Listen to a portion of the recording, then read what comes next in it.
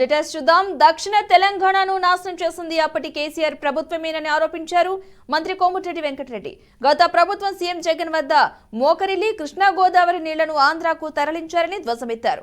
ధాన్యానికి rice millers మద్దతు ధర చెల్లించుకుంటే మిల్లులను సీజ్ చేస్తామన్నారు.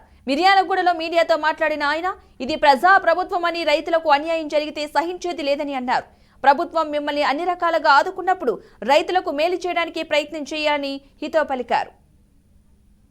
ఒకటే మిల్లర్స్కు హెచ్చరిక చేస్తున్నాం. మీకు ఎంత ఈరోజు మీరు సన్న బియ్యం పండియాలంటే మీరు ఇచ్చే ధరకు పెట్టుబడి కాదు కదా, ఎకరానికి 20,000 నష్టం వస్తుంది.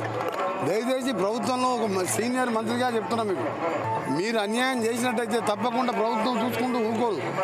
ఇప్పటికీ ఆ మిల్లు మీద చర్యలు తీసుకొని సీజ్ చేయమని చెప్పిన మిల్లర్ అసోసియేషన్ వాళ్ళకి చెప్తున్నాం, మీరు కూర్చొని మాట్లాడుకొని మీరు 2800కు తక్కువ సన్న ఓటుకి కొంటే మీరు ఆ రైతులను వేధిస్తే తప్పకుండా మీ మిల్లులు కూడా సీజ్ చేయడం జరుగుతుంది.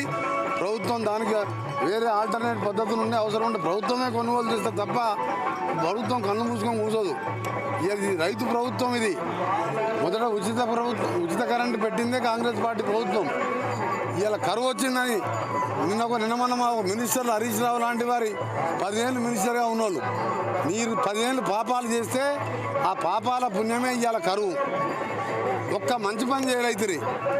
ఇవాళ జగన్ దగ్గర మోకరిల్లి డబ్బుల కోసం కృష్ణాని జల శ్రీశైలం సాగర్ నీళ్లు ఆయనకు వదిలిపెడితే పోతిరెడ్డిపాడు, రాయలసీమ, మొచ్చిమర్రి లాంటి ప్రాజెక్టు కట్టుకొని నీళ్లు దోసుకపోతే ఇవాళ బురద మిగిలింది. అక్కడ గోదావరి రివర్ బోర్డు కేంద్రానికి అప్పచెప్పాను. అందుకనే ఇవాళ మీరు చేసిన పాపంతో ఇవాళ రైతులు ఇవాళ కన్నీళ్ళు పెట్టుకుంటారు మంచినీళ్ళు లేక. ఇవాళ కాంగ్రెస్ వచ్చి కరువు తెచ్చిందని ఒక తెలివిలేని మంత్రి మాట్లాడుతున్నాడు.